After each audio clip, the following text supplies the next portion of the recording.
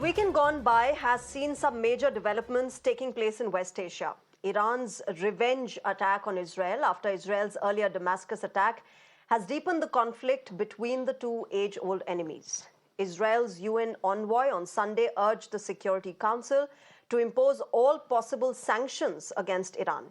Meanwhile, Iran's United Nations envoy told the UNSC that they were exercising what they call their inherent right to self-defense in its unprecedented attack on Israel. Tehran has stated that it had no choice but to respond, adding that Iran does not seek escalation or war. The world was quick to respond to this escalation, including India, which called for de-escalation. In fact, Foreign Minister Dr. S. Jaishankar talked with both his counterparts in Iran and Israel, stressing on the importance of restraint. But United States has categorically said that it will not join Israel in retaliatory strikes on Iran.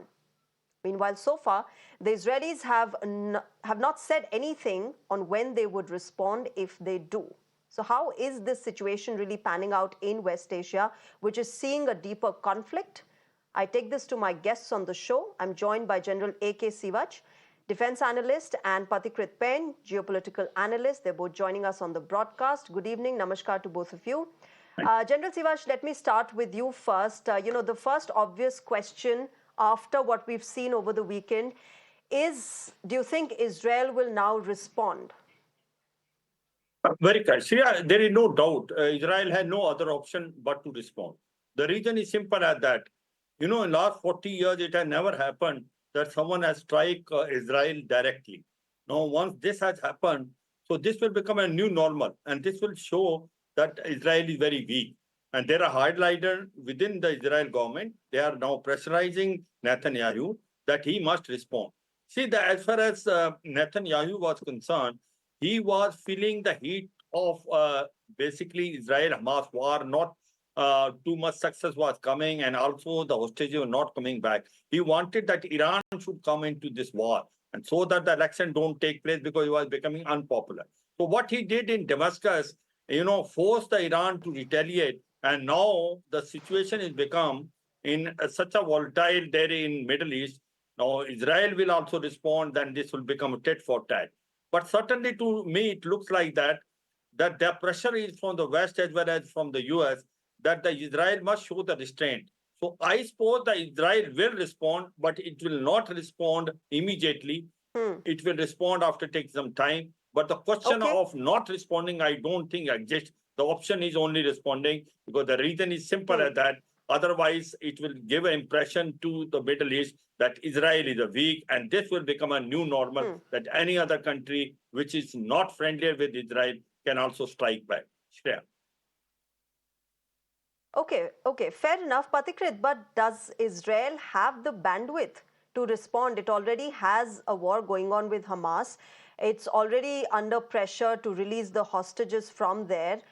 Then, of course, the domestic pressures that come along with this for Prime Minister Netanyahu. Would it want to escalate this? Shreya, first of all, the issue is that I don't think, with Iran, it is a different war for Israel. I think it's an extension of the current war because the players or the proxies with which Israel currently is at war, whether it is Hamas, Hezbollah, or Houthis, these are all an extension of of Iran. So and it's all known that whether it is the technical know-how or the finances or the training or the larger strategy for which these players actually operate, that all belongs to Iran. So I don't think that attacking Iran or doing something will be separate. They will consider it as an extension of the present conflict that Israel currently is in. Secondly, yes, you are right. There is no doubt that if you look at from the perspective of population or the geographical depth of the countries, I think Iran is far bigger than Israel. But there's no denial that there's a huge backing that Israel has of United States and other major NATO countries. Also, technologically, Israel is far superior, even though they have a smaller army. It also has to be understood that there are certain weaknesses even Iran has. Even in this attack, which the Iranians did, they use subsonic drones. They could have used very lethal ballistic Yeah. missiles. They did not use them. They did use some kind of tactical ballistic missile, but they ensured that the devastation in Israel is not as much that it would result in a disproportionately high response from Israel. So I think even the Iranians may not want a major retaliation, but Israelis, as things stand today, it is very difficult for them, as General Sivach also mentioned, not to strike, because it will embolden others to strike Israel again, even though it would impact them. There is no denial. And also, if you please understand how Israel has survived all these years, it is by creating a template that if anybody attacks us, the response will be disproportionately higher. So the cost of attacking Israel is high. If they do not impose that cost on Iran, then it would embolden everyone else to do what Iran has done. And that's perhaps the reason they would do. Whether it would be economically viable, well, I don't think anybody is thinking about economy right now. It is always said, Shreya, about Israel, that if Israel wins a war, others actually lose a bit of land. But if Israel loses a war, then Israel ceases to exist. That's the philosophy with which Israel survives. And I think they Yeah, will which is continue what with they that keep philosophy. reiterating as well, that it's a question of their survival. But General Sivach, talking about the ground situation, Israel claims that 99% of the Iranian missiles were intercepted by their system. And of course, I think we can agree that they have one of the best systems to intercept missiles there.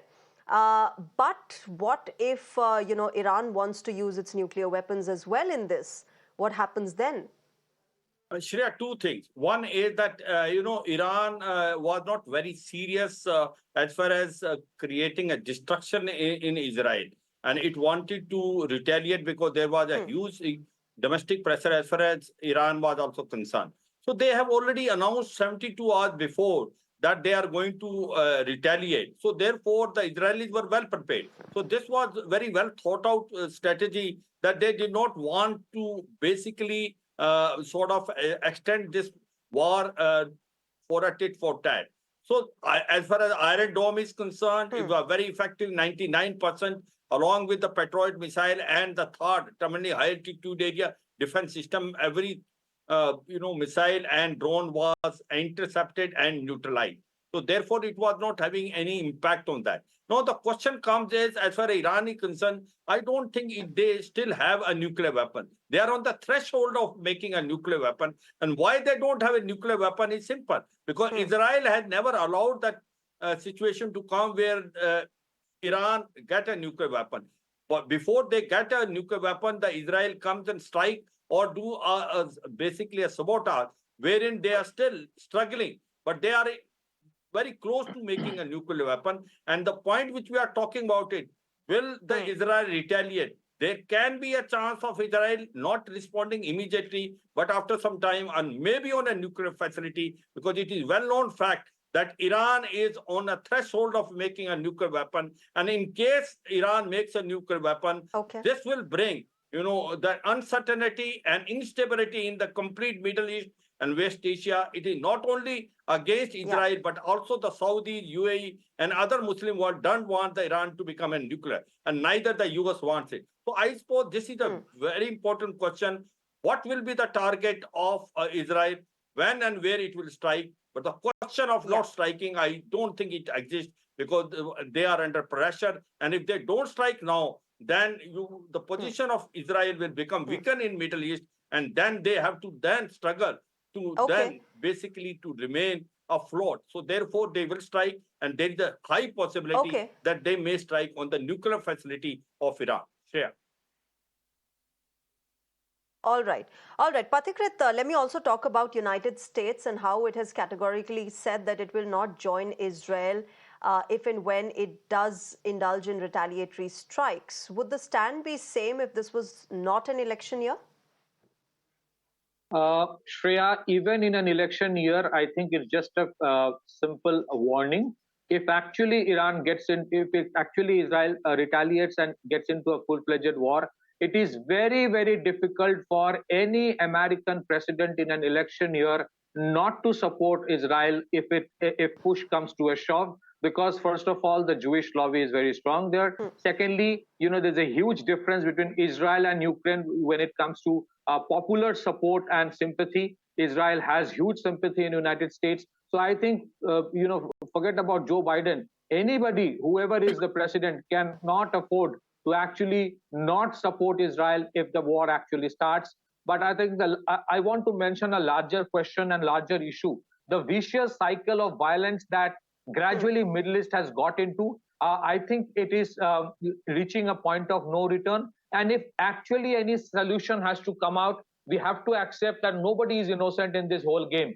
Iran has a lot to be blamed about, but also the whole sanctions that have been imposed on Iran for years now by United States. Iran is one of the largest producer of oil in the world. You don't allow them to trade in the open market.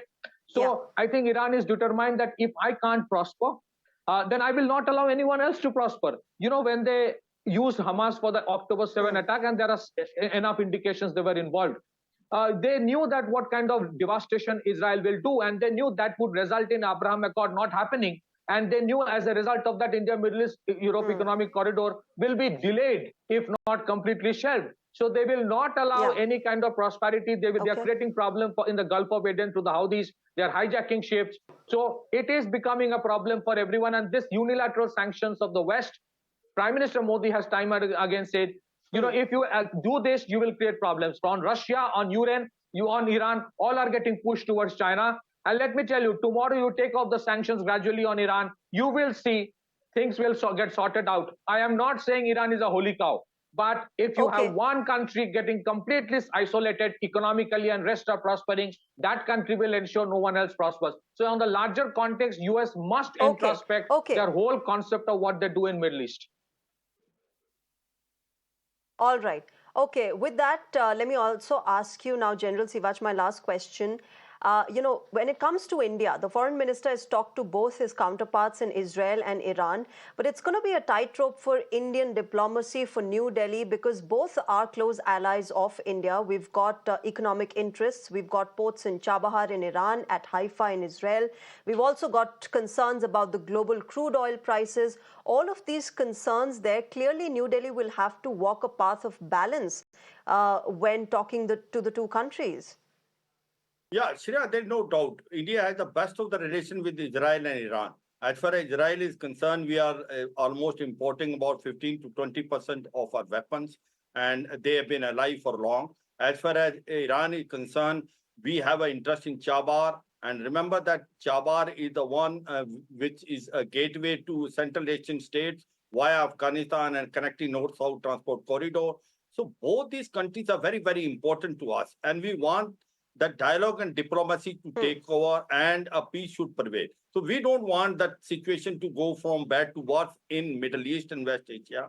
The reason is simple. In case the war takes place between these two countries, there is a chances of also this war engulfing the other countries. And then what will happen? The fuel prices will go. Yes. Food fertilizer prices are already very high. Yes. And you find the whole economy of the world will basically destabilize. So India wants the situation to stabilize, dialogue and diplomacy to take, and the restraint must be shown both by Israel and Iran. And that's what India is trying to do it. And so far, Indian diplomacy have been very mature. Okay. Whether it is Russia-Ukraine war or Israel-Hamas war, India has played its card very well. And I'm sure that our 17 crew members, which are also there in Iran, they will be also basically released very soon. Right. So Indian diplomacy, one can say with pride. All right, General Sivach, of course, we'll have to see how time. it pans out between the two countries. But clearly, India will have to walk a tightrope there.